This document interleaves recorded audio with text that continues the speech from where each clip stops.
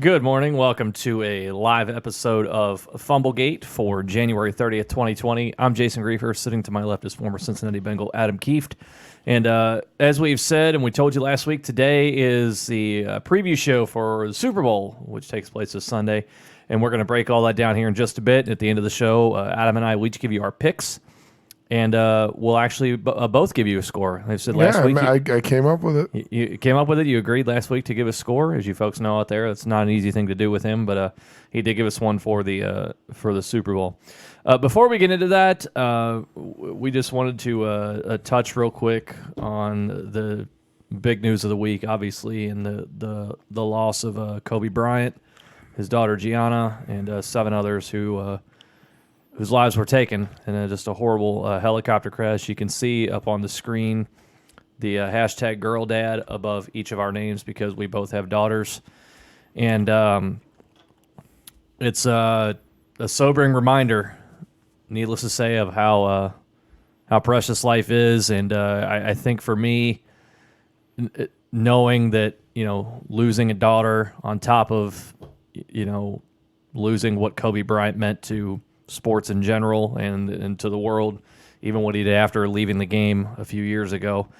That's what hit hard for me, especially now, having a daughter myself. And I've found myself holding my daughter a little longer, a little tighter in these last number of days. My daughter's not even 2 years old yet, so she doesn't know anything about anything. And sometimes that's not a bad thing. And just a horrible, horrible situation. And it's not just, Gianna Bryant that was lost as a daughter. There were multiple others, a couple of her teammates from her Mamba Academy basketball team that were lost in that tragic accident as well. And that's what made it hardest on me. I was never the biggest Kobe Bryant fan as a basketball player. I'm a Jordan guy, Michael Jordan guy, and that's where I always lean because Kobe came in right out of high school saying a lot of things. I'm going to be the greatest ever. Jordan's going to have to watch me become the greatest. Things like that. So I was never the biggest Kobe guy. You can't help but respect what he did on the floor. And after retiring from basketball, went on to other things. And apparently, all he ever talked about after basketball was the fact that his daughter was turning into a heck of a basketball player, that he had, just had a 4th daughter last summer. Mm-hmm. And his girls were his life. And, my daughter's my life. I know, your daughter and your sons are your life as well. And so that's what got me the most is it's seeing, an innocent 13-year-old life taken from this in Gianna and the 2 other young ladies who lives were taken as well. It's just, sobering reminder that we all need to enjoy life and love one another, love your family. If you haven't done it already, and you should have, call your next of kin, call a friend, just tell them you love them because you just really don't know. So yeah, I think you said it. I think the craziest part to me is, one, I've been to that area. I actually know that area. The area is about 10 minutes from my wife's family. My wife and I got married out there. We've been hiking in that area. We've been in those mountains. That's what's a little eerie to me because the shot from the road of where the helicopter crashed, I've actually been at that spot in the road, and that stuff's a little makes it a little closer to home or whatever, however you want to put it. Just because I know I've been to that area and I know what that area is like and how tragic it is for something like that to happen in those mountains where there is no chance of getting rescue, even if something could have happened to save them. There's no chance of getting rescue in there in a timely manner, and it's. It was odd to see it. It was something that you put something in our chat that it had happened, and at first I thought it was one of those TMZ hoaxes or something. So did I. You don't want to believe it. You don't want to believe it, and at 41, and obviously the young ladies who also lost their lives. It's really tragic for something like that to happen, and now you read the stories of kind of about what happened and the situation behind it, and it was, should they have even been up in the helicopter at that point in time anyway? What are we going to find out from what happened with the helicopter and stuff? But like you said, take the time to tell people you love them, because you never know when you're going to run out of time with them. The clip of Shaq talking about his friend Kobe Bryant yesterday, and how he regrets not having a closer relationship after obviously their rift that they had after parting ways in LA, and weren't the best of friends since that point. Still were friends, but kind of lost touch, and there was, whatever, like I said, a rift or, some kind of ill will that was harbored between the two of them for a while, that he kind of regrets not mending that fence better through the years, and he wishes he had the time, and obviously you don't know when you won't have time anymore. So, like you mentioned, tell people you love them. Don't miss opportunities to tell people how you really feel. I tell my kids that I love them every day, and a lot of players that play for me, I tell them I love them because I do, and that's how I feel about people. And don't miss opportunities to tell people how you really feel, because you never know when that last opportunity is going to be. So, again, a reminder, and obviously life's always precious, but just a reminder, because like you said, on the global scale of what Kobe Bryant was and how he seemed sort of, superhuman on the basketball court, and we kind of just assumed that, he'd be around for another 50, 60 years and die of old age someday, probably well after I'm gone. So, again, sobering reminder that life is precious, and take the time to tell your loved ones that you love them, and don't take time with people for granted, because you don't know how much you're actually going to have. We're all blessed to be here for a limited amount of time, but we never know when that time comes to an end. So, take advantage of it. That's well said. As the old cliche goes, the show must go on. If you have a favorite Kobe Bryant memory, whether it be on the floor as a player, off the floor as a father of 4 kids, let us know. Drop us a line in the chat, and send us a tweet or a Facebook post, and let us know your favorite Kobe Bryant memory. And if you're out there watching, if you're a father out there and you have a little girl, post a picture on social media and use the hashtag #GirlDad. I mean, that's a cool thing to do, and both of us are, and just an awful situation, needless to say. But all right, so let's move on, and let's talk. Let's now get into talking about the Super Bowl and everything that goes around it. Let's first start off with, before you get into the game, maybe there's a place, or you're having a gathering, or maybe you like to go to a certain place to watch, and maybe you bring a little extra cash with you, and you'd like to go home with a little bit more cash. There's a lot of ways you can do that with the Super Bowl. You can straight up bet the odds of the game, the over/under, but then there's some other stuff that you can get into as well, all what's known as the prop bets. And a lot of different things you can go with on this. Some of them deal directly with the game. Some of them are a lot more fun. One of the more common ones you see before the show is, will the national anthem go over or under 2 minutes? Yep. And you have a lot of other ones like that. They also have a microphone bet on the what national color anthem. Is the mic? Yeah. Yeah. Will Demi Lovato forget a word? Again, the over-under at 2 minutes. They also have an over-under on how long she will sing the word brave, which I believe is 5.5 seconds is the current over-under. They went back and looked at her previous, national anthem songs, and she's actually like 50-50 on whether she's over or under. Nah, it's a Super Bowl. Sometimes she cuts it short, sometimes she goes long. The last time she did a big one, she did the McGregor fight, and she was over 5.5. But this is a Super Bowl. But the song was under 2, but she was over 5.5 on the Brave. So this is the biggest audience she's ever going to be in front of. It's probably already pre-recorded, so I guess you could probably find somebody that's got inside knowledge. Are you accusing Demi Lovato or I'm accusing everyone or anybody at the Super Bowl of lip-syncing? Everything at the Super Bowl is lip synced. Wasn't that a bummer when you found out Whitney Houston lip synced hers? I know, doesn't that Bill's suck? Giants Super Bowl. Yeah, you thought that she could just belt it out. I thought it was like one of the greatest anthems of all time, and I found out it just wasn't her singing live. So that was a bummer. All right, so let's get into some of these and see where we go there. Hey, what's up, Elder Boy? Thank you for joining us. And he has one there. We'll talk about here in a second. The number of some of the things involving Jimmy G. He sent me a picture of the prop bet that he made. So he legitimately did bet the under on the pass attempts. Let's start off with one that won't necessarily have to do with the actual in-game activity itself, and that is something that I talked about last week. Was the insufferable amount of times that Fox showed Mike Shanahan on the broadcast sitting up in a 49ers suite, or probably Kyle Shanahan's personal suite at Levi Stadium. The over-under for the number of times Fox shows him on the broadcast is being set right now at 1.5. Over. And it's probably not even going to be close. Like it's probably well over. Especially if they win. It'll be pregame. It'll be if they're leading, if they're struggling, and there'll be some kind of comment about, I wonder what Dad would say about this. They're going to be. It's going to be when the first close-up shot of Kyle when they introduce the coaches, Kyle Shanahan and his first Super Bowl. You're not even going to make it to 2 unless his dad spends the whole game inside the suite in the back where they can't get a camera unless on he him. Hides.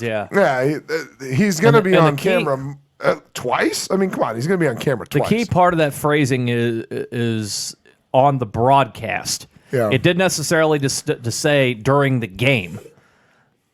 So I mean, it could be at any point. In theory, it could be during pregame. Fox's coverage. Yes, it could be postgame. And if they win, he's going to be on the field. He's going to work his way onto the field. Sure. Yeah. So twice at some point during the game. Absolutely. Yeah. I'm more worried about whether Ricky Martin's going to show up at halftime because I know that Mike Shanahan's going to be on the broadcast. There's a bet on whether or not Ricky Martin shows up at halftime. I bet during he the shows halftime up. show. I bet he shows up. He probably will. Pitbull also. Shakira, J-Lo. Pitbull's going to weasel his way onto there. And if A-Rod is actually in the halftime show, not if he's shown during the halftime show, he'll be shown as well. I don't know if he'll be shown during the halftime show. Unless he's not outside. I wouldn't be shocked if they show like him and J-Lo like sitting in a suite somewhere like during the first quarter and say, coming up at halftime, J-Lo, and hey, look, there's A-Rod too. I wonder if we could find, we should have tried to find her demands, because remember there was a few years ago with Beyonce and the demands that she had to do the halftime show. I'm betting J-Lo's are worse. They might be. Again, performers not paid for their halftime show, but they do get their hospitality suite for the halftime show. And if you recall, a few years ago, Beyonce's list was outrageous, including the temperature it needed to be kept at. She needed a crib for the babies, and it had to be a certain type of crib, and there had to be a certain type of bedding on it. And anyway, I'm betting J-Lo's is worse. She's not bringing any kids with her, so I know that makes but that makes a difference because Beyonce had the laundry list because of the kids, of all the things she needed for her children. That you can sort of. Like the certain temperature, and you got to have a certain bedding and a certain come on, just. Put the kid on the floor. I mean, my kids sleep on the floor. Who cares? Whatever. I'm not a billionaire, so I guess it's different. But put your kids on the floor. Anyway, I gotta go perform with the Super Bowl kids. Don't get off the floor. Yeah. Similar to Mike Shanahan. we got some old throwbacks. Will Fox show Andy Reid in his punt pass kick contest? Yeah, they're going to. The no is actually the favorite. No, bet the yes. The yes is plus 300, and the no is actually the favorite. It's going to happen. Especially one way I guarantee it'll happen is if it's a blowout. If Kansas City's winning by like 4 scores. Yeah, if you got to fill space, it's absolutely getting shown. It's going to get shown at some point, regardless. Maybe coming out of a timeout or a between quarters, something like that. That's for sure. It's going to happen. There's another one relating to the game itself. We'll get into the individual things in the game itself. But if you want to have some extra fun with it, there is a prop bet out there. Since it happened to Kyle Shanahan as offensive coordinator, you can actually make a bet on whether Kyle Shanahan will blow a 28-3 lead in the Super Bowl. Now, the odds aren't great. They're plus 10,000. Yeah, the odds aren't good. The bet is good. The bet odds is are great. terrible. But the plus 10,000, you bet. So for those of you who may not know, you bet 100 to win $10,000 if they blow a 28-3 lead, which, to be honest with you, doesn't sound like a bad bet. I don't think it's going to happen. No. I don't think there's going to be a 28-3 lead by either team in this game. No. But yeah, the plus 10,000 does make it intriguing. There's another big one out there for combined yards for both quarterbacks. over 700 for both the combined yards Under. is plus 9,000. Yeah, so it's another big one out there. That's a big one. Again, it's a stretch because Jimmy G, considering they would both have to throw for over 350, I don't think that's going to happen. But again, one of those big time money payoff bets. If you can afford to put $100 down, if they go for over 700 combined, you end up with $9,000 in your pocket. But. Well, let's get into some of those during the game now, and one of them we're talking about Jimmy G, and we were wondering going in how many times he would throw the ball because he hasn't had to throw it in the first 2 playoff games because the 49ers run game and defense have been so dominant they haven't needed him to. The over-under on the number of Jimmy G completions, 18.5. Yeah, well, like we mentioned, Dan here in the chat already mentioned he bet the under. You know what? I'm probably going to go under too on this one. Their running game has to be successful, and we'll talk about that here in a little bit. Their running game has to be successful, and I think they're going to limit Jimmy G's pass opportunities to begin with. Kyle Shanahan's a really good offensive coordinator now. He doesn't know how to close out games, obviously, at the 28-3 loss a few years ago. But I think they're going to keep his plate pretty small. I think they're going to rely on their running game, and they're going to try and establish their running game. Now, where they could get where he has to throw, I believe the prediction on total passes is just under 30. I think they're giving him about 29.5. Yeah, 65% completion percentage on the odds makers are at least. But yeah. I think the situation could get into where he needs to throw more passes if the score gets away from him a little bit. But I still think that so much of their offense is predicated on running behind their offensive line that they're really going to try and limit his opportunities. And one thing that we've seen this season, he doesn't make great decisions with the ball, particularly when it comes to downfield passing. I think they'll give him a couple short ones early, but they're really going to try to establish the run game in this one. The yards they got for him, the over-under on his yards are 239.5. I think he probably gets both unders. I think he goes under on completions and under on the yards. I think it gets to 200. I don't. That might be that number makes it a little more realistic for me. That would be a tougher number to pick. Mm-hmm. I don't know. The flow of this game is really going to dictate how much Jimmy G is needed. And again, if Kansas City jumps out to a big lead, I could see both of these hitting the over. But I think they really want to rely on their run game. I think the 49ers, I think both teams, now we know the Chiefs are known for explosive plays. I think both teams kind of want to limit possessions in this one because neither team punts a bunch. They're both used to scoring. Mm-hmm. So I think they kind of want to play this game as a shorter game. And I think even the Chiefs are going to try and just either short passes or try and establish their run game as well. I think it's just going to be a limited possession game, which is why we're going to talk about here in a little bit why turnovers are going to play such a factor in this game. I think he goes under on both of them. And on the flip side, Vegas has given Patrick Mahomes a lot more credit for what he's going to do. His over/under on passing yards 305.5, and then his completion is 24.5. So if you look at it, six more completions and 65 or 66 more yards is what they're factoring for Patrick Mahomes. How do you feel about those over/under numbers? Well, with Jimmy G, I'm going to go over on the completions simply because I believe you're going to see, especially early, Kansas City's going to stuff the box, put 8, maybe even 9 in the box and say, go ahead and try and run it on us. Even though San Francisco's offensive line is very, very good. They've done that anyway. So. And you're right. And to that point, they've been able to do it. But I think especially early on, you're going to see Kansas City pressure Kyle Shanahan and Jimmy G into throw. And will the inexperience of Kyle Shanahan in the scenario cause him to get out of his game plan? We saw that last year with Sean McVay. Got out of their game plan, and things started to get away from him. The fact that Todd Gurley never really touched the ball last year kind of got away from them in that regard.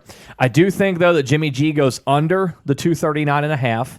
I could see him, and when I say over on completions, I don't mean by much. I'm thinking like 20 or 21 completions for like 205. Yeah. Something in that Still regard. So over the completions, under the yards. Right. Now with I'm going under on both. Now with Pat Mahomes, I'm going over on both. Yeah. I think Pat Mahomes can get somewhere in the neighborhood of 30 completions. The San Francisco secondary obviously is spectacular. But So is Patrick Mahomes. I think he can get somewhere close to 30 completions. I don't know that he quite gets there, maybe 27, 28. But I think he can get somewhere yardage-wise between 320 and 330. So I have over on both for Pat Mahomes. Yeah, and I think so too. And again, we're going to talk about it here in a second, like which quarterback play is more critical to this game. Yeah. I think the Chiefs are going to try and establish a run game, but I think at the end of the day, what really the over for me is because his ability to make plays when plays aren't there or when it kind of breaks down. I think that's when he finds those extra yards because he can make throws on the run that no other quarterback in the league can make right now. No. Throwing across his body and the no-look stuff and all that other stuff. He just has a way to find a way to keep plays alive and find guys downfield. And he can get big completions out of that. And that's really when you can see a 40, 45, 50-yard completion or something where he's just scrambling, he throws it back across the field to a wide open receiver, and that guy runs for 50 yards. So that's what I think makes the over a little bit more likely, just because there are those opportunities he's going to have for broken plays, because there's going to be breakdowns in protection. We know absolutely San Francisco's defense and how they get after the quarterback and how he's going to have to scramble a little bit, which is something Green Bay did not game plan last week. Green Bay did not put pressure on the quarterback, or didn't keep pressure off of Aaron Rodgers, and they didn't roll him out at all. Yeah, they just left him in the pocket to get hit. And I think that was a Mahomes' ability to work outside the pocket and to work in the scramble drill, really is what's going to separate him in those numbers, at least. And we'll talk about the actual game predictions here, but I think just his ability to make plays on the run and on the fly in the scramble drill is really what's going to make it easier for him to get over that 305 yards. We talked about the San Francisco defensive line and how dominant they were against both Minnesota and Green Bay so far. So you can bet on a total number of sacks that San Francisco will get in this game. And I felt this is a really interesting number and really right on the button as far as a really tough bet to make. They have the over-under on total sacks for San Francisco with 2.5. Yeah, they actually have that for both teams. The Chiefs also getting a 2.5 over-under for sacks. Well, you got Mahomes can scramble like nobody's business, and San Francisco may have the best offensive line in football. Yep. Jimmy G does not scramble, which is why he doesn't. They're giving them both. And then the over-under for the game is actually 4.5. So the over-under for the game, they're actually a little bit lower. I'm going to go over on total. I'm going to go over on all of them. Yeah, I think so too. I think they, again. More so because each team's defensive lines are that they're so good. They're that good. I think it's hard. Yeah. It's hard to discount just how well their defensive lines get after the quarterback. Yeah. And again, Patrick Mahomes can make plays with his legs, but the pressure from the defense from the 49ers is going to get to him at some point. And we know it's going to happen. And as much as I like the Kansas City offensive line, I like the 49ers offensive line, there's always going to be breakdowns. And there are always going to be things that those defensive coordinators do to create problems, to get around, protections. And obviously they've been game planning for this for 2 weeks. Neither of these coaches, I think, are going to throw in major changes. I think they're going to be who they are, which both defensive coordinators are going to take advantage of. And I think, you look at the defense and how dominant the defense have been for the 49ers with Rob Saleh and the stuff that he's dialed up. They're only allowing 15 points per game in the playoffs. Like, they get after the quarterback. I think they easily get over 2.5. I think the Chiefs might only get to like 3. But again, if they do their job in keeping them from running the ball and force Jimmy G to throw the ball, the likelihood for sacks is going to go up. And I think that's where this game is headed. Like you mentioned, they're going to pack the box and limit his ability to run the ball and force him to throw. You can give him some time with their offensive line for the 49ers, but at some point there's going to be breakdowns in protection, and that's why I think over 4.5 for the game and essentially 3 or more for each team. It wouldn't surprise me if Kansas City ends up having more sacks than the 49ers, but I still think the 49ers still get to 3. I think they're going to be doing it in 2 different ways too. You're going to see Kansas City with Steve Spagnuolo as defensive coordinator. They're going to mix stuff up. They're not necessarily just going to leave it to the defensive line. You're going to see likely Tyrann Mathieu come in off of safety blitz. You're going to see corner blitzes. You're going to see defensive linemen show and then break out. Yep. They're going to mix stuff up. Whereas Rob Saleh in San Francisco has such a dominant defensive line, and you have such an electric playmaker in Pat Mahomes that I don't know that you can necessarily afford to do things like a safety blitz, a corner blitz, because no, I think they're going to bring more than 4, but it's not going to be elaborate. Yeah, that puts your DBs in very tough spots because if Mahomes gets out of it, you have McCole Hardman, Tyreek Hill, those guys that are able, Sammy Watkins to a lesser degree, those guys that it would now be working against either a corner or an outside linebacker or a nickel guy, whatever the case may be. I think you're going to see San Francisco rely more so on its defensive front, maybe occasionally bring a linebacker. Yeah. But I think most of the time with San Francisco, it's rush 4, drop 7. Yeah, it's going to be 4 and 5 man pressure from San Francisco. I think, like you mentioned, Kansas City is going to be more apt to bring 6, maybe 7 guys. Kansas City's going to test Jimmy G's decision making. And we know Patrick Mahomes is a pretty good decision maker and what he can do outside the pocket. And like you mentioned, San Francisco is going to want to get after him with less because of the weapons around Mahomes. He has more weapons. Let's be honest, his receivers are better. And just the ability, like anytime you're blitzing, you're going to be less likely. Your single coverage ends up being on a guy like the tight end. And Travis Kelce is not a single coverage tight end, and neither is George Kittle. But we know that San Francisco can get after the quarterback with 4 or 5, and that's probably where they're going to stick. And Kansas City wants to make Jimmy G make decisions, so they're going to come after him with more and force him to throw the ball and see what happens. I think they especially come after Jimmy G early in this one. Yeah, I think they're going to try put and him hit to the test right away. Like let's put him in a big pressure situation and see what happens. And we're going to talk about here in a little bit about what quarterback needs to do and who needs to have the bigger game. I think they're both quarterbacks are going to be tested, but I think Kansas City's game plan is going to be test Jimmy G early. You got one more prop bet here, and I see this at the bottom of your list here, prop bets. And as soon as I saw it, I was like, I knew you were going to throw this in. Well, you have to because it's to me it's not even a terrible bet. Whether or not a lineman scores a touchdown, and this is any lineman, offensive or defensive lineman, plus 900 on the bet. So the no is the favorite, obviously, but you're getting 9-1 on your money to put down $100.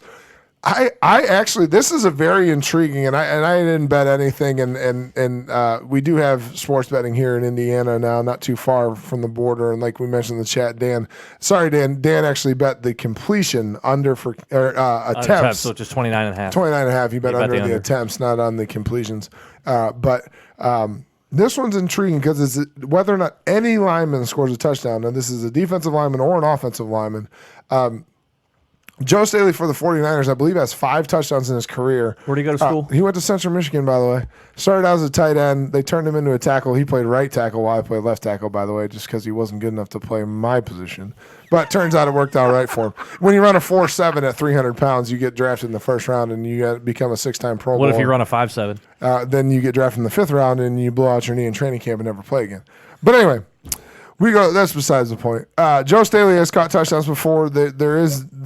Actually, he and Kittle were joking about whether or not who has better hands and if he can make moves in the open field. If you've ever seen Joe Staley run with the ball, he's a phenomenal athlete.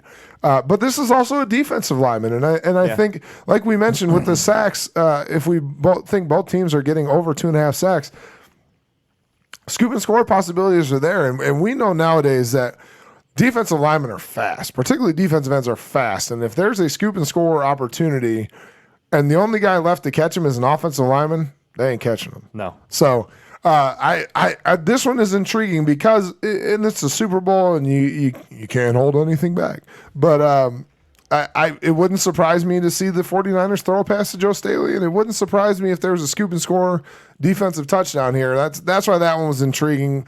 Had to give it a little shout out to my boy Joe Staley anyway. On the other side. But who's on the other side? By the way, the other left tackle on the other side, Eric Fisher, also a Central Michigan product, #1 pick overall. First time a #1 pick who isn't a quarterback playing in the Super Bowl since shit. Now I lost my thing. Orlando Pace. Since Orlando Pace, first non-quarterback #1 pick to play in the Super Bowl since Orlando Pace. He only went to the Hall of Fame. Yeah, he only went to the Hall of Fame. He didn't suck. By the way, seven teams have 2 starters in the Super Bowl. 7 college teams have 2 starters in the Super Bowl. Central Michigan being the only non-Power 5 school with 2 starters in the Super Bowl, which I thought was pretty cool. So. Anyway, just wanted to give a shout out to my boys, the left tackles for each team, both being Central Michigan guys. Mm-hmm. They're protecting quarterbacks, which we all know is the key to the game, or at least usually the key to the Super Bowl, protecting quarterbacks. So Which quarterback needs to have a bigger game in this one for their team to win? I think it's Patrick Mahomes, and it's not even close. Because you have they don't. Kansas City has not really established much of a run game all year. Damian Williams has been very, very quiet. I think Pat Mahomes even led him in rushing in the AFC title game against Tennessee.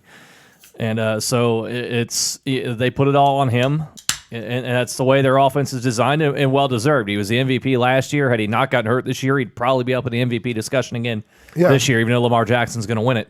But save Lamar Jackson's season, like Patrick Mahomes' numbers, despite missing 2.5 games, they're still pretty phenomenal. He's top 10 in nearly every statistical category. No, I mean, we talked early in the season about after the first month of the year, he was on pace for 6,000 yards and 60 touchdowns. He was on pace to break Peyton Manning's single-season record for yards. He was on pace to have a Joe Burrow-like season. Yeah, like he was going to be really. I mean, he still is really good. Obviously, he's playing for the Super Bowl, but I think the numbers he put up. I think with Jimmy G, it's a scenario same as we talked about with Ryan Tannehill in the playoffs. Don't screw it up. Yeah, you have a really good running game. Raheem Mostert, obviously, we know what he did.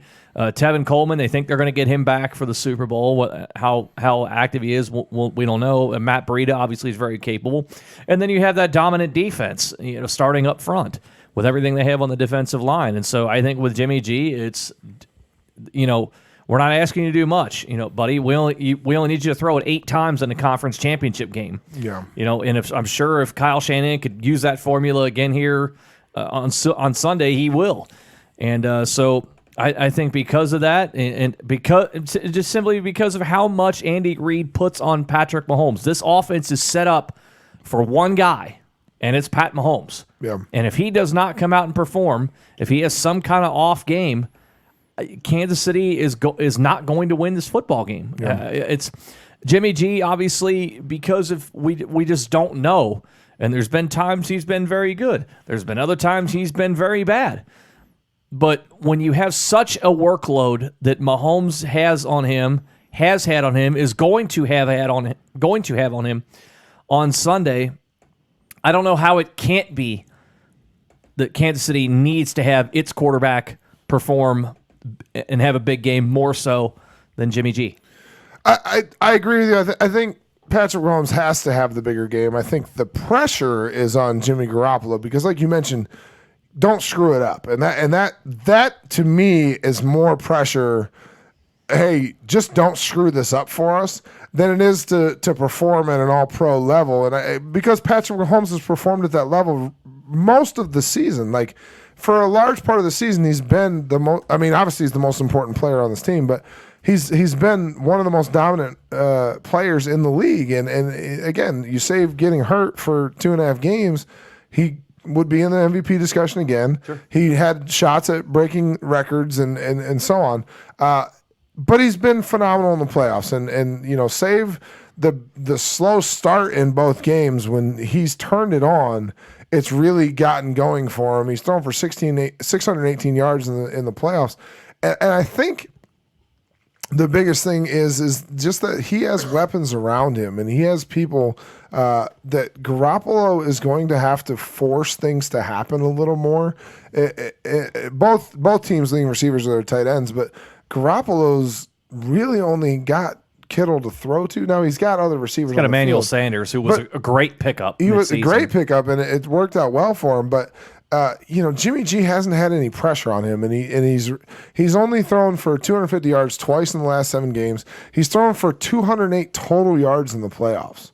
Like there's been zero pressure on him to do anything for them. I think that's why there's more pressure on Jimmy G, because if he's forced to do something, it makes it more difficult. Mahomes has to play better, but I think that's less pressure for him because that's what he's been doing all season. I mean, it's a valid point with Jimmy G because you think about it, as you said, he's only thrown for 208 yards in the playoffs. So he has really not gone through the motions of a full game in the rhythm. 8 passes last week and 2 in the second half total? Well, and it's been probably, a month since he's had a game where he's had to go out and routinely throw the football. Yeah, that's because you had the bye week, the two playoff games, and then the opening round bye. So I mean, this is the first time in 5 Sundays he's had to going to have to throw the ball. So I mean, yeah, and It's interesting because you talk about who needs it and who's under more pressure. I think those are, to your point, two very different things. Yeah. A lot of times you want to link those together, but in this case, I'm with you. I think they're separate. Patrick Mahomes needs to have a bigger game, but Jimmy G is under more pressure to have a good game because, and not a great game, just a good game because, again, can't turn the ball over. And that's one thing that Jimmy G is prone to. You can't turn the ball over, and it's just one of those things that I would imagine Kansas City is going to force Jimmy G to have to make plays for them to be successful in this game, and we're going to talk about it here as we finish. But that's again, both of them are the keys to their success because again, Jimmy G can't screw it up, and Patrick Mahomes has to be Patrick Mahomes for them to be successful. Well, and with San Francisco, as we've said, it's with Jimmy G, in theory, it's don't screw it up because we have such a dominant defense and we have such a spectacular run game. Really good run game. So, to that point, can San Francisco win this game if they rush for less than 150 yards as a team? This isn't like an official prop bet. It's just a number, this is just, kind of a benchmark to look for in this game. If they go for less than 150 as a team with, Mostert, Breida, Coleman if he goes, if Jimmy G has to scramble, whatever the case may be, however you want to divide it up, can they win if they go for less than 150 on the ground? I don't think they can. I think they have to rush for at least 150. If you look at 2 of their 3 losses this season, they didn't run for over 150. The one outlier being the 174 yards they ran for in their loss to the Ravens, but Jimmy G was awful in that game, and I think they only ended up with like 320 total yards in that game. So they have to establish a run game, and they have to take pressure off Jimmy G, and I think they have to be over 150 in this game, especially with their success last week in the NFC Championship game against the 49ers with Mostert running for 220 yards. I believe it was ended up being third all-time in playoff history for the most rushing yards in a playoff game. I think it was top 5, I believe. It was like second most ever for a conference championship. Yeah, for most ever for a 49ers player, which was crazy considering how many 49er teams have gone to the playoffs and their 5 Super Bowl rings. Surprising stat again for a player who ran for 5 total touchdowns in college. Well, he was cut by 6 teams before this. 6 different teams in 5 seasons, and a little surprising that he now holds the distinction of the most rushing yards in 49ers playoff history for a single season again. Or a single game, I'm sorry. I think they have to. I think they have to establish a run game. They have to take some pressure off Jimmy G.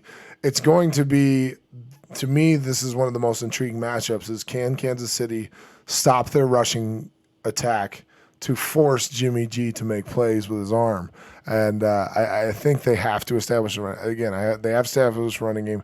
They have to be over 150 yards. I think they probably can get to that point, but it's going to be interesting. The flow of the game is going to dictate a lot of that because if they're playing from behind, which we've seen the Kansas City the Chiefs have not jumped out to early leads. They've actually been trailing in both of their previous playoff games. It's going to be interesting to see if Kansas City somehow finds a way to jump out to a 1 or 2 touchdown lead. What happens with the 49ers, and do they get away from their rushing attack early, or do they stick with it until they're to the point of no return and they have to turn it into a passing game? I think if that happens, I think if San Francisco gets behind, say, 10 or 14 points in the first half, stick with your game plan. And if it gets to be midway through the third and you're not catching up, then it's time you got to start airing it out. Yeah, you got to at that point. Not the panic button, but you got to change what you're doing. You can't get away from who you are, like that. No. It's a similar scenario to if you're a team's in the World Series and your starting pitcher gives up 3 runs in the first inning. Yeah. Do you let him try and ride it out, or do you say nope? Turn to your bullpen for 8 innings. Yep, turn it to the bullpen and change things up. I think the only way San Francisco can win and not get to 150 yards is there's going to have to be either turnovers or special teams. Yeah, it's got to be short fields because if they're again, I think both teams want to make this a limited possession game. And you think about it, it's not an overwhelming task to get to 150. I mean, you're talking not monumental. Now it is a benchmark in the NFL, and this was one of our goals in the offensive line room with the Bengals when I was there. When we had a pretty good offensive line with nice running backs behind us. Yeah. That was always the benchmark. Was one of our offensive line goals was 150 yards rushing. So it's not as common, obviously, as in college football when you hear about 200-yard rushing games much more frequently. It is kind of the benchmark in NFL circles. 150 yards is kind of the benchmark. It's not as common as you would think, but I think it is one of those things that needs to be established for them. But you're talking about 80 to 90 yards from Mostert, 40 to 50 yards from Breida, and if Coleman can go 20 to 30 yards from Coleman. It's not a monumental thing to do. And then we also forget about the fact that San Francisco has by far and away the best fullback in football in Kyle Juszczyk. Yeah, he doesn't. They're paying him over $5 million a year. He's run the ball 3 times the entire season. So, with good reason. Well, I mean, he's so good at what he does, just clearing dudes out, that you don't need him to carry the football. So I think that's another part of it, too, on top of having maybe the best offensive line in football. You have by far and away the best fullback in football, and they're paying him like it. Yeah. And so I think... I mean, it's been the key to their success so far in the playoffs. They've run for 470 yards on the ground in the playoffs. They've only thrown for 181 total. Again, Jimmy G's thrown for 181 yards total. Or, I'm sorry, 200... No, 208. I think he said 208. Oh, they lied. Somehow the stats are wrong. But yardage wise, because a couple sacks or whatever, it's going to drop. It's going to drop that back. But again, just they need to have success running the ball in this game, and they've been over 200 a few times during the season. Again, it's just one of those things that they need to establish for them to be successful. Because I think with Kansas City's ability to score points, they have to slow the game down, limit possessions for Kansas City, and to do that, they have to be successful running the football. Can Kansas City win the Super Bowl with throwing for less than 300 total yards? No. They have to. We mentioned it already. They have to be able to throw the ball, and they have to have a successful game out of Patrick Mahomes. 3 of their 4 losses they threw for under 300 yards. They have 600 games with under 250, all of them being wins. But 3 of their 4 losses, they were under 300, and when they don't throw the ball well, they also don't run the ball well.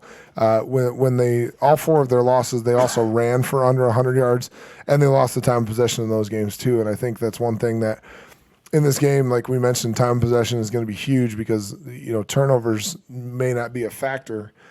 They're going to want to limit possessions for the other team. I think they need to keep the ball rolling, and I think Patrick Mahomes is the key. I think they really need to be over 300 passing because their running game just isn't dominant. It's not the same running game. Now there's going to be the same style of offense. It's not. And there's going to be a few rushing attempts, and it wouldn't surprise me if they have under 10 rushing attempts, just based on the flow of the game.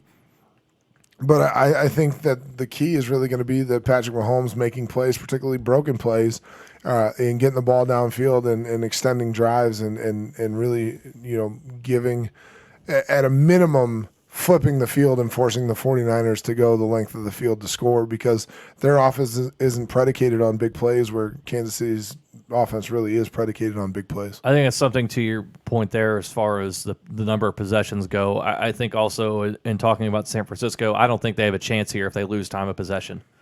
I think San Francisco has to control the ball. Have to have time of possession. And I'm talking like if San Francisco wants to win this game, if San Francisco wins this game, I think you're going to likely see the time of possession be over 35 minutes for San Francisco.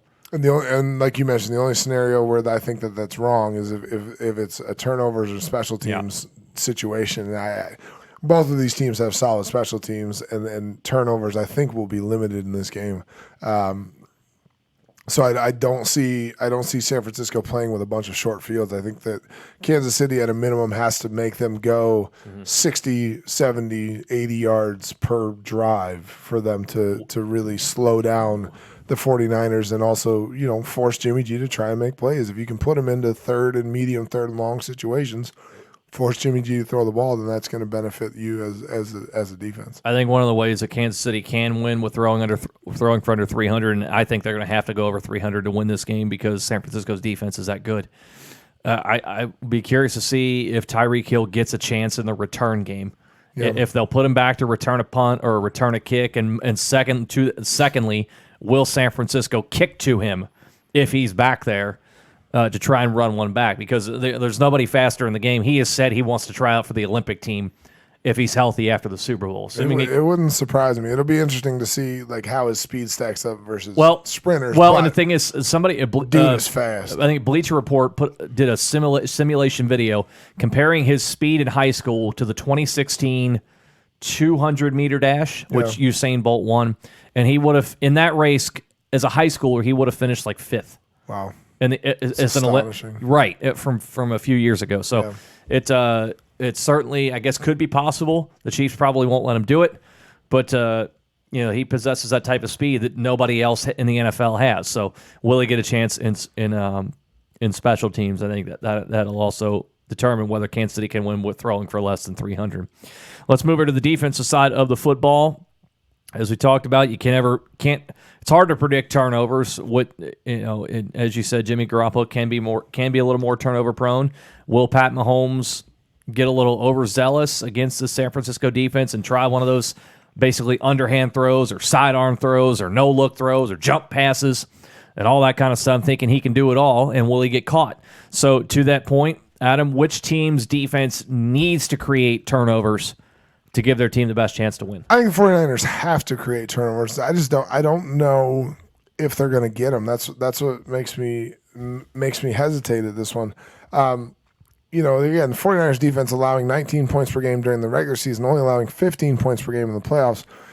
Here's where you look at the next level stats or whatever you want to call them. The Chiefs score on almost 50% of their drives. They only turn it over on 8. Out of every 100 drives, they turn it over 8 times. 49ers only allow scores on 30%, 29 total, 29% of drives. They create turnovers on 14.2% of drives by offenses. So the stats, something has to give, and I don't know. Again, I don't know if Mahomes is going to make the bad decisions to allow the 49ers to turn it over. I would be more surprised if he threw interceptions. I think they're more likely to get a turnover as a fumble just with the pressure they put on the quarterback. I don't think Mahomes is going to force throws. He doesn't do a lot of forcing throws down the field. Typically, he's a very good decision maker at throwing away or using his legs to just run out of bounds or slide or whatever. I actually think the Chiefs may end up with more turnovers in this game because I think the game flow is going to dictate Jimmy G throwing the ball, and we've seen that he makes bad decisions. If you look at the Vikings game, he made the bad decision on the downfield throw that got picked off, gave the Vikings a chance to tie the game there towards the end. So. Again, next level stats, the 49ers turn it over 12% of the time. The Chiefs create turnovers 13% of the time. And if you look at the overall turnover margin, the Chiefs are actually better at creating turnovers than the 49ers. The Chiefs are +8 in turnover margin. The 49ers are only +4. So, you take it for what it's worth, but I think the 49ers have to create more turnovers, but it wouldn't surprise me if the Chiefs get more takeaways than the 49ers do in this game. It's easy to see to that point that San Francisco needs to create more turnovers, also because it allows Jimmy G more chances to put more points on the board. Because obviously, with the way Patrick Mahomes has played since he's been the starter, you just assume points are coming. Yeah. And to that point, so far, the last couple of years, no one's really been able to figure out how to stop it to a successful degree. It doesn't really seem to matter. He's going to put up points. There's not a whole lot you can do. And so that's why, for me, it's harder to make the case that the Chiefs need more turnovers to win. I don't think they need them. It just won't surprise me if they get more. Well, that's what I'm saying. To the point we're talking about here, it's harder to make the case, in my eye, that the Chiefs need to create more turnovers because, as we've seen, Pat Mahomes doesn't necessarily need the extra possessions that we perceive Jimmy Garoppolo to need. I really don't think you're going to see San Francisco running a fake punt on their own 31-yard line when leading 24-7. Billy Blunder. I don't think you're gonna see that. I'd be surprised if you see that, because Kyle Shanahan doesn't strike me as the type that's gonna go for it.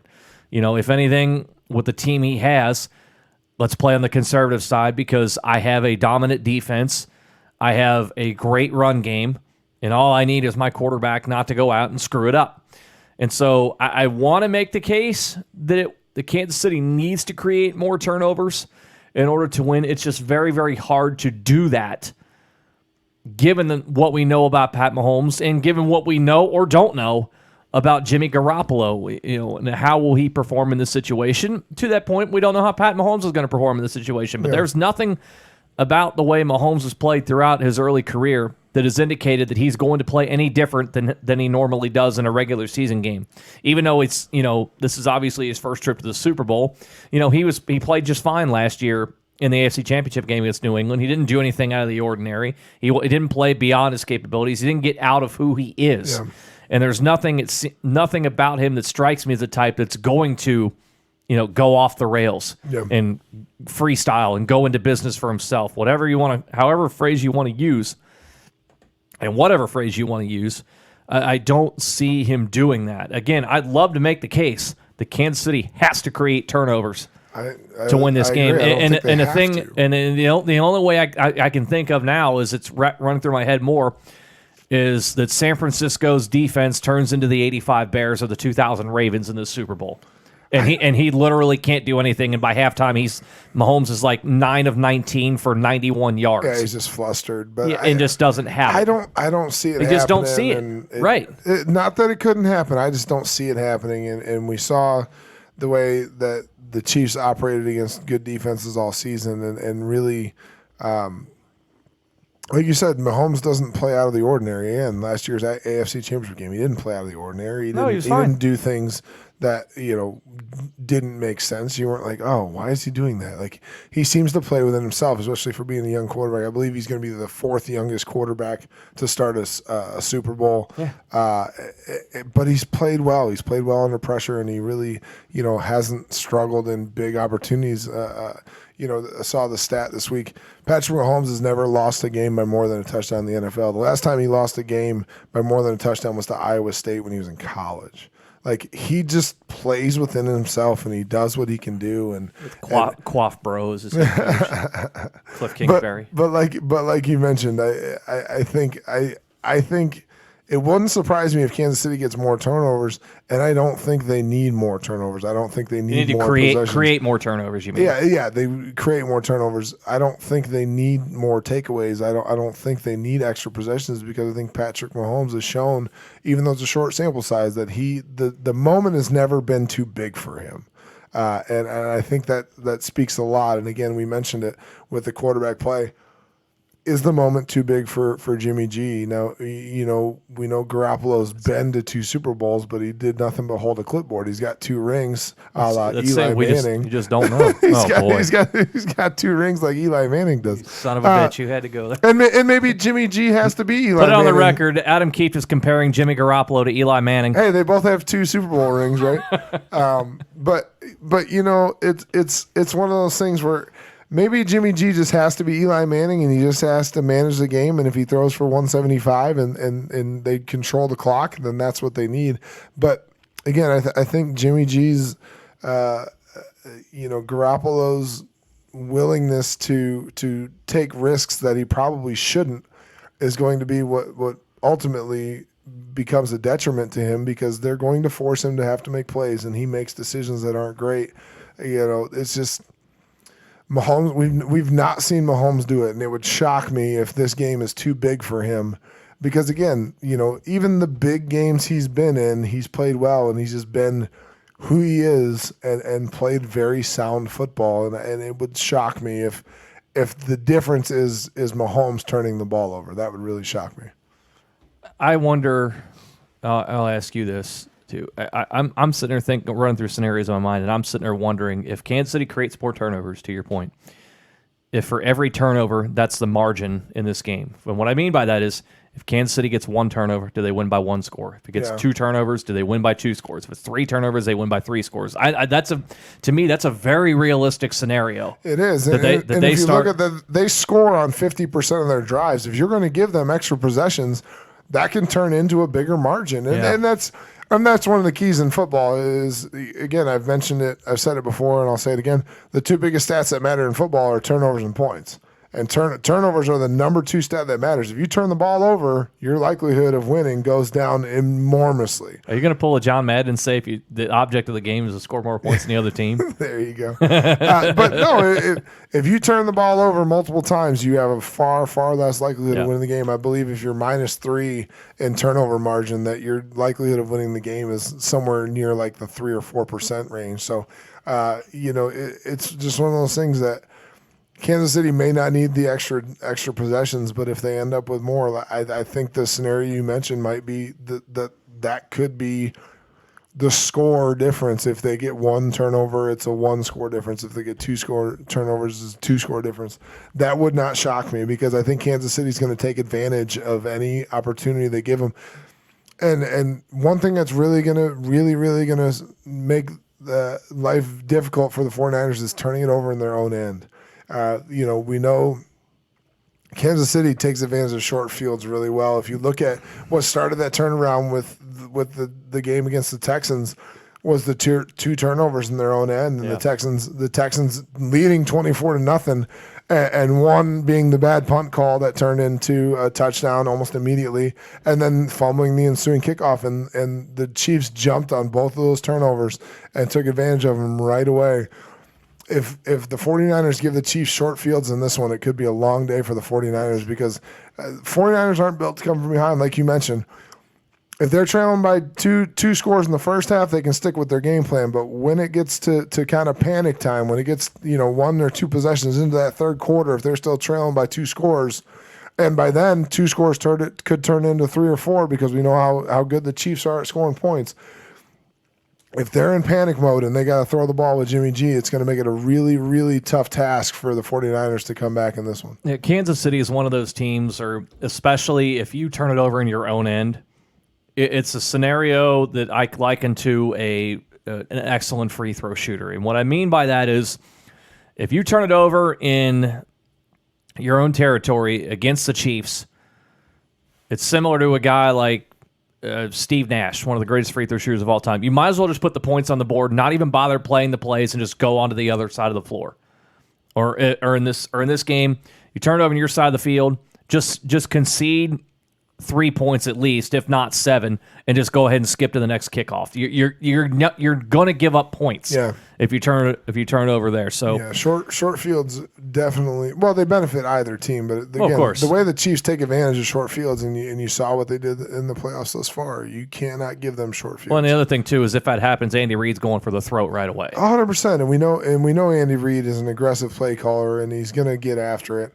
And he's going to have tricks up his sleeve. Again, you look at his menu of plays. Like he has a bigger call sheet than I think I've seen anybody else carry around in the NFL. And at this point, we've talked about it before. Pat Mahomes has a full menu to order from, and they can run anything on that play sheet at any given time. Yep. They have the entire playbook in, and call it wrinkles or whatever you want to call it, but there's always going to be something that they have that they can take advantage of, especially if you give them a 25 or less yards to score. They got something up their sleeve that you may have never seen before that is going to have a very high success rate. How about a double reverse pass jackass? Shout out to the officer. There you go. Double reverse pass jackass. Wouldn't surprise me to see one of those in this game again. I don't know that there's going to be a lot of trick plays in this one, Shanahan. Is someone going to try and throw a Philly special? I don't. You know what? It's almost not Philly special anymore because so many teams run that play now. Yeah. Like it's become so common. It's awesome. I think it's fun. I like trick plays. I think Came from fun. a high school coach, by the way. It's just one of those things that it's fun to see those plays. I don't know if we're going to see a lot of them, but again, you give Andy Reid a short field, and you're way more likely to see a trick play out of Andy Reid, a trick play, but a wrinkle play. inside his own 20 to score on a short field to give themselves another touchdown advantage. Would you expect in this game, and we're getting to our picks here in just a couple moments here, so we'll have that for you in just a minute and with scores. Would you expect, if you're Kansas City, if you're watching this game, would you expect Kansas City to double or at least have somebody, a defender and a shadow over George Kittle?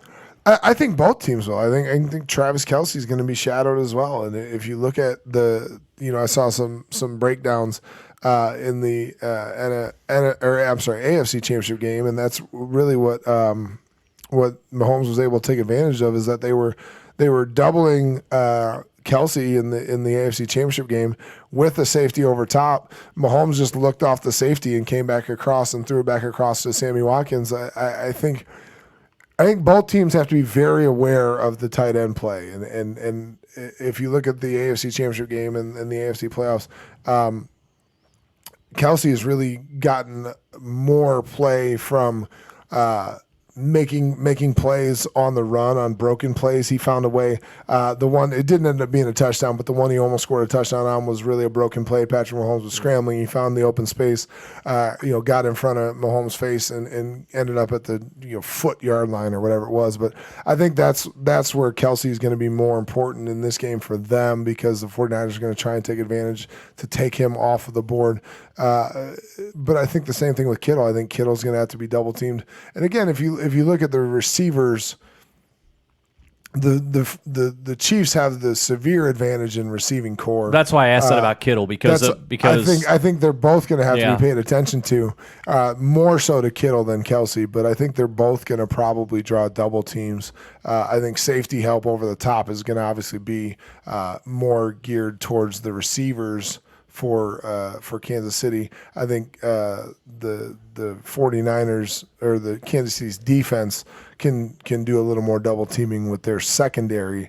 I think the 49ers will have to double team Kelce more so with a linebacker and a slot guy rather than using safety help. Just because of the way Tyreek Hill can stretch the field with his speed, their safeties are going to have to be deep rather than being able to come up in the box and double team a guy like Kelce. I think if I was San Francisco too, I would look to utilize the screen game especially in the first half. Well, and the way their offensive linemen get out on screens is pretty nasty. The way they get out, and it's a way to, and that includes running a tight end screen, split Kittle out wide, or fake a handoff and then dump it to him off left tackle and have him run behind Mike McGlinchey. Yeah. And Joe Staley on that side there too, whichever way you want to go with it, and get him involved that way. Get Emmanuel Sanders involved in the wide receiver screens, because Steve Spagnuolo, as I said earlier, is going to come up with a lot of different schemes and show a lot of different things to try and infuse confusion on the offensive side of the ball. And since we don't know what we're going to get with Jimmy Garoppolo, it's also an easy way, especially in the first half. Get him comfortable. See him let him see completing a ball to one of his playmakers. A la, and I'm making another basketball comparison here, a la seeing a great shooter after struggling, seeing the ball go through the hoop. And sometimes that's all it takes. Have them see the ball go through the net one time, and then they can pick it up and kind of get back on track from there. I think that's something too you could see San Francisco doing, and also to make that an extension of the run game, because as I believe, Kansas City likely early is going to stuff the box and dare Garoppolo to beat him. Yeah, and try and shut down that run game. And so using the screen game as an extension of the run game can help them make Kansas City play more honest and more straight up, and there make things easier to navigate. One thing I also wouldn't mind seeing with San Francisco, send Kittle in motion and give it to him on the jet sweep. What's they've done? Let him get out in space. And by and large, if you get him on a jet sweep like that, he's probably going to be met with an outside linebacker or a corner or a safety, and he's going to have an advantage strength-wise against all of those guys, because you're assuming that the San Francisco front can handle the ends for the box, can handle the box, keep the defensive ends honest. Safety to come down and make a tackle. Yeah, exactly. And Tyrann Mathieu, as great as he's been, that's going to be a tough assignment for him, trying to bring down George Kittle if it's a one-on-one scenario. Yeah. And so I think that's another thing you could see too. Will San Francisco use the screen game, especially in the first half, to get Garoppolo comfortable and a also little rhythm. keep that Kansas City defense honest and try and take away some of the exotic things that Steve Spagnuolo is going to want to employ. And at that point, will Spagnuolo do that? Will he pull off of that? Or will he say, nope, this is who we are. I'm going to stick with it and go from there. So will that happen? That remains to be seen. One of the things that is going to happen right now here on the show is it is time. We've broken down a lot of different angles on here, and a lot of different things, prop bets and whatnot. By the way, what kind of food are you having for? So you're having a little party. We're doing super kids party because that's what we end up doing now with kids. We got the wings, meatballs, guacamole, which is one of my specialities. We're gonna do a local Cincinnati style chili dip. And then whatever else other people bring. My wife is a big fan of pinwheels. She makes pinwheels. That's her favorite. And there'll be some sort of sweet because my wife has a sweet tooth. She's a baker, so she will probably make some sort of brownie or chocolate chip cookie or something to that effect. Cake or something. And you'll just have a lot of beer. Yeah, and I'll just drink a lot of beer. By the way, that's another one. I forgot about the prop bet. Yeah, you forgot about the over-under on that. You said you were going to set the number. The over-under on Fumblegate Fatty's beer in the Super Bowl. 9.5. You know what? And especially since you said it was going to be more geared towards kids. If it was more of an adult party, which I understand, obviously kids play a factor into how you plan things nowadays. If it was the kids were not a concern, kids were taken care of, I would have you probably closer to 12.5 or 13.5. But I'm gonna go 9.5. You know what? Are you gonna make it to double digits? I can't go push. I don't know. I don't know if I'm gonna get to double digits. You better not go push. You're not gonna leave a man behind. No, I don't leave half a beer. Last time I did that was in Montreal. But I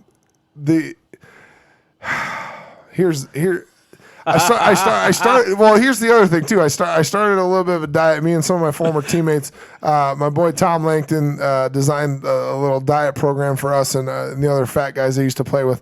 Not all of us got skinny after we stopped playing, particularly me. So we started a little diet plan, and we're trying to eat a little bit better. We're trying to lose some weight. That's the Super Bowl, though. It is the Super Bowl, and that's what concerns me. But I know there's a lot of extra calories to be had in the beer. I'm gonna go over, but just over. I don't know. I'm not gonna be. I'm not gonna make it to 20 by any means. But no. But throughout the day, I'm gonna have the smoker running, which obviously adds to it a little bit. I'll have the smoker running, so I'll have one or two while I'm using the smoker, and then. But the other thing too is with the kids running around. Once the game starts, it really kind of slows down because then I'm into host mode and I gotta put out food and get the kids their plates and all the stuff they're eating. So it really kind of slows down once the party starts. So pre-gaming's more where the damage will be done. It'll probably be more so before the game than it is during the game. But yeah, I'm gonna go over, but not by much. It wouldn't surprise me if I don't even get to like a 12 number, which used to be a normal thing for me. 12 was no big deal, so It wouldn't surprise me if I don't get much farther than that, or even to that number. Just because, again, I'm trying to lose a little bit of weight. It's hard to. They say the TV adds 20 pounds. Well, it turns out I actually have the extra 20 pounds, so it may not be the TV, but it'll be a good time. But anyway, back to the actual game. 6:30 kickoff on Fox. Chiefs favored by 1 or 1.5 points, depending on who you look at. Over under set at 54.5 or 54, depending on who you look at. That number was all the way up to 58. So early on, people were banging the over, and then the over got up to 58, and it started coming back down on the under. Yeah. We're going to talk about it here. I actually have the over, and I do too. I have the over too. We both have the over, and we both have the same pick, I believe. You want to go ahead and go first and tell me your prediction on this one.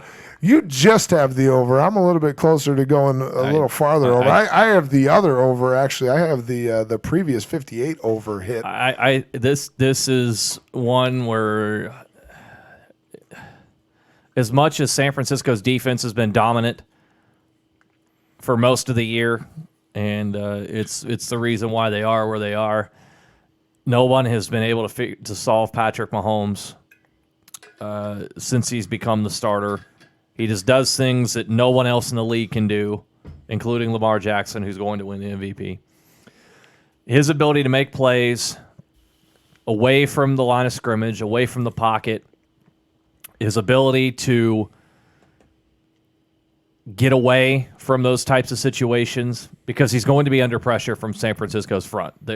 You can't consistently stop a defensive line as great as San Francisco's is. But his ability to see that and quickly bail, I think, is as good as any quarterback we've ever seen in the league. That combined with his arm strength, he can put it just about anywhere on the field he wants, from seemingly any angle that he wants. On the run, across his body. It doesn't appear that there's a throw he can't make at this point in his career. This is a game to me where Kansas City, I think, is pretty much in control throughout. I don't necessarily think Jimmy Garoppolo has a bad game. I just think the talent gap between the two. I know the offensive styles are different, and the San Francisco offense is leaned more towards the running game, utilizing the tight end, rely on your defense to hold down the fort. But as I said, no one's been able to figure out Patrick Mahomes. Andy Reid and Patrick Mahomes are a perfect marriage for when Andy Reid likes to run offensively. You talked about his playbook and the skill set that Patrick Mahomes has. I think Mahomes is just too much here. And I don't necessarily think that Jimmy Garoppolo and this offense of San Francisco can keep up. And that's going to be the problem. And that's the problem pretty much anyone else has. Can you keep up? Because everyone knows that Kansas City is going to score. You're not going to keep them down for very, very long. We were all freaking out in the divisional round when Houston got out to that 24-7 lead 20 minutes into the game. And, and Kansas City scored touchdowns on the next 7 possessions. Yeah. The offensive prowess is coming. I don't necessarily want to call it an onslaught or an avalanche here, because I think San Francisco's defense is too good to allow that. But I think Kansas City gets the win here. Andy Reid gets his first Super Bowl, gets that monkey off his back that he can't win the big one. After going into this year, 1-5 in conference championship games, they get over that hump.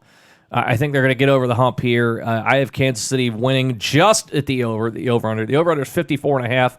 I have Kansas City winning 31-24. So I'm literally just on the other side of the over-under, but I think Kansas City wins 31-24. I also have Kansas City in this one, and we talked about it with the national championship game. For some reason, this just feels like a team of destiny situation, similar to the LSU. Ever since last year's AFC Championship game, and the way they kind of blew it there at the end to give the extra, the first down on the offsides penalty by D Ford, who, by the way, now plays for the 49ers, ironically enough. They just have felt like they were destined to get back here, and I picked this before the season. You did. So I got to stick with it. You did. The Kansas City Chiefs, I got to stick with them. But it really does feel like, this is a moment, and we mentioned it before, that doesn't seem too big for Pat Mahomes.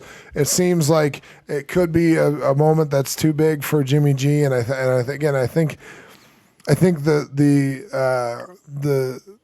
the game plan of the Chiefs is going to force him to make plays. I just don't trust him enough to make the plays. Actually, like I mentioned earlier, I think Kansas City ends up with more turnovers in this game. I think they get extra possessions.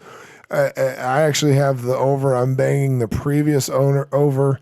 I'm at 38-28. Kansas City wins. I got Mahomes winning the MVP.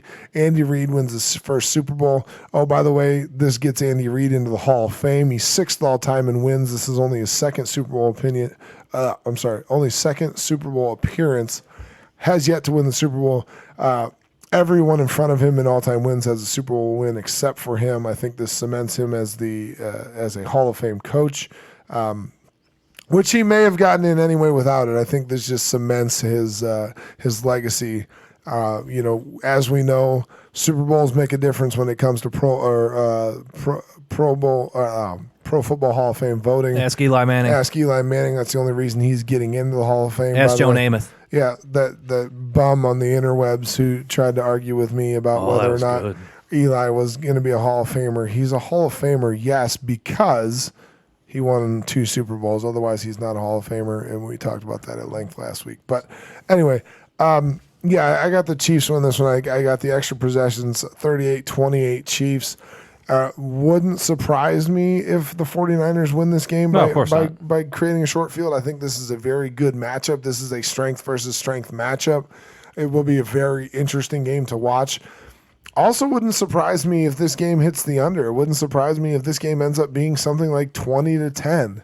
But I think early Kansas City jumps out to a little bit of a lead. San Francisco is playing catch up the entire game. I think Kansas City controls this game from start to finish. And because they're forcing it, I think that's why Kansas City gets that 10-point margin, because I think they add an extra possession or two with turnovers coming from San Francisco. I think also the thing that benefits Kansas City too is the weather is going to be absolutely perfect. It's supposed to kick off on it's 6:30 on Sunday it's down in Miami. Kickoff, it's expected to be like 70 degrees and a few clouds.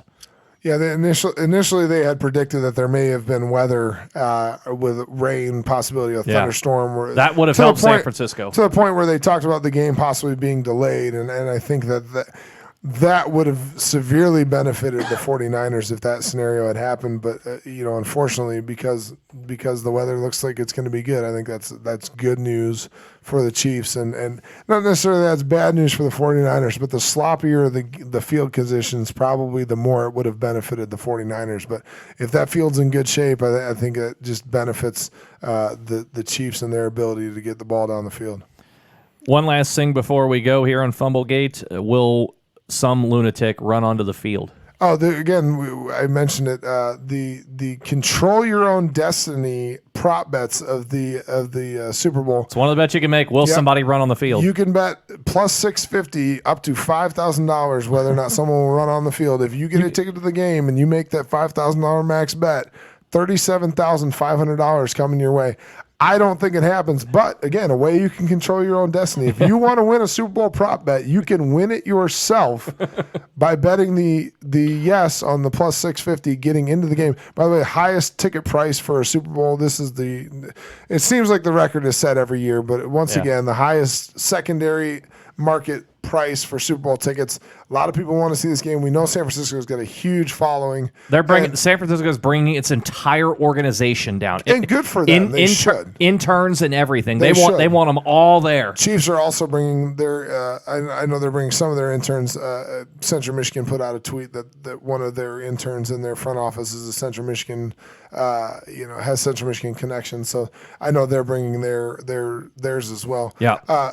Real quick, couple extra prop bets just to finish off the show here. Chiefs are going to win, we both think. Do any players get arrested on South Beach after the game? Winning team or otherwise, any player gets arrested, yes or no? No, I think no too. I think that's going to be well controlled. Because I think you're going to see San Francisco more than like the losing team's going to hop on a plane. Whomever loses, go back to either hop on the plane or just go back to the hotel and go to sleep for the night. Kansas City, I'm sure they're going to have whoever wins. They're going to have some kind of both teams already have some post game rented out, whether it's a club or otherwise. Both teams have it set up where after either team wins, they have something set up to where they'll go to. One of the things I like it is South Beach though, which makes it one of the things about somebody running on the field. You can actually make a bet on who tackles him. Whether it's another player, if it's security. Oh, really? Yeah, you can actually make a bet on that, too. A police officer. You can actually make a bet on who actually tackles a person. So if you want that two-bet parlay, there you go. How about Floyd Mayweather making over under $1 million bets on the game? You didn't even have to tell me the number. I was going over on that one. Floyd Mayweather, for those of you who don't know, huge Vegas bettor. And he usually wins. And he does really well. He wins a lot because you'll see the amount of cash pile or a check on his Instagram page. He will post his winnings for sure. Yeah. And one more for you. The Drake curse. Will Drake promote a team on Instagram before the game? I'm so tired of Drake. I really, really don't care. I'm sure I wouldn't be shocked if he does like he does every year in the NBA Finals or the NCAA tournament. He shows up in the winning team's locker room. Yeah. Oh, he is insufferable. He's. I couldn't even tell you 2 songs he has because I just don't really listen to a lot of music. But seeing him at all these sporting events, I get it with Toronto because he's from there. I think he has an ownership stake in the franchise. He does. He has an ownership stake. So I sort of get it from there, but. Jeez, He's such a front runner. Yes. If you have a successful season, he will somehow find a way to end up on your sideline. Put it this way, he would not do well in Cincinnati. No, nobody would care. No. Nobody would give a shit. Well, they would, but I mean, since it's such a monstrous fair weather city, yeah, he would not do well. Well, he's a fair weather guy. If we somehow find a way to get the Bengals into the Super Bowl, I get he would probably end up in orange and black. He'd have a Joe Burrow jersey on, with smoking a cigar, walking in, wearing a hat that says "Big Dick Joe." Stupid. All that kind of stuff. So, I mean, find another prop bet before we get out of here. We'll finish with this one. We're 80 minutes into the show. We'll finish with this one. We'll go presidential on you. This is a comparison. More points by the 49ers or tweets by Donald Trump the day after the Super Bowl. The day after the Super Bowl on Monday, 2-3. Super Bowl's played on Sunday, 2-2. More tweets by Donald Trump the Monday after the game, which I'm assuming would start at midnight. We do know he has the full day. The full day. We do know he has a penchant for tweeting. He likes to tweet. He loves the tweets. He also will probably, be congratulating the winning team, the winning franchise. We know the owners are probably big Republicans. And so he will probably, at a minimum, be tweeting congratulatory tweets. We yet to be seen when the game will end. Obviously, those may come immediately after the game, and it also depends on foreign policy and what happens with the impeachment hearings. The way things go with the Super Bowl, the way things go with the Super Bowl, the game won't be over till after midnight. Yeah, even though it's a 6:30 kickoff. Well, it's just you add in the 1 hour halftime show where they're all lip syncing anyway. So who cares? So now. Oh, this is tough. Since I have San Francisco scoring 24 points. Yeah, and I believe they said his average number of tweets the day after. Do retweets count? Yeah, that's the thing. Is like, I would assume any tweet posted on his page would include retweets. He's going over. If we're counting retweets, it's going over. If it depends on what happens. No, it doesn't matter. Somebody will find something he'll retweet about. Yeah, that's the thing that gets me. If it's original tweets where he's literally on his phone, if he's in the bathroom on the phone tweeting from the toilet, then maybe not. But I believe nothing wrong with that, by the way. No, not that it doesn't happen. But when you're the president of the United States, you probably shouldn't tweet from the toilet on your phone 30 tweets in a row. But anyway, whatever. That's if retweets count, I'm going over. Since my number's 24, and if retweets count, I'm going over. Yeah, he does. I believe the average is 26. You have 28 points for Kansas. And I believe his average tweets when he goes on tweet storms, not days when he doesn't, but average tweet storms, I believe, is 26 per day. So we're right in the middle. Yeah, I'm gonna go the under. But it depends on what's happening in the world that day too. See, you have to figure that out before you make the bet. Well, you got till Saturday, so you could, something else could happen major in the world before then. But over. Yeah, he's going over. Hey, I'm gonna go under just because I got 28 points total. But again, that's if retweets count. Yeah, if retweets count. Again, here, that's our. I guess that's our final prop bet. We went presidential on you. Twitter does count. A little politics here on the It's if you know us, Adam and I know, we try and stay away from it because it's a wormhole that neither of us remotely care to go down. You don't argue about politics or religion because nobody ever wins because nobody's changing anybody else's mind about it. So there's no point. But it is fun to have a little prop bet out there just to see who. There's a bunch of other comparisons too, like that. Who will score more points, Kansas City or James Harden? There's a bunch of cross things like that. I couldn't find one just for you, like the number. If there was a prop bet for the number of missed kicks, there's not for missed kicks. There is a number of points scored. The over under for both the kickers, I believe, is 7.5. Both kickers got a 7.5 point over under.